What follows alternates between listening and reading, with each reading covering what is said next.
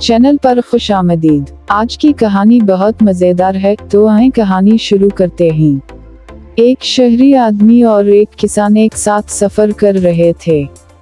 शहरी आदमी ने किसान से कहा, आओ हम एक दूसरे से पहेली पूछते हैं।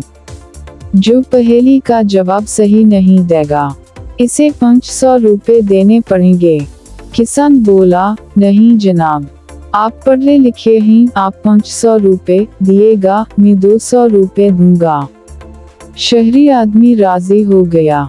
पहले किसान ने पहेली पूछी, वो कौन सा जानवर है जो उड़ता है तो इसकी आँखें 8 होती हैं और जब जमीन पर चलता है तो 4। शहरी आदमी ने बहुत सोचा और आखिरकार हार मानकर 500 रुपए दे दे। शहरी आदमी ने सोचा कि चलो मालूम तो करें कि वो जानवर कौन सा है। इसने अपनी बारी पर किसान से उसी की पहेली पूछ ली। किसान हंसा और उसने शहरी आदमी को 200 रुपए देते हुए कहा, जनाब, ये तो मुझे भी नहीं मालूम। बराह मेहरबानी वीडियो को लाइक, शेयर और चैनल को सब्सक्राइब कर दी।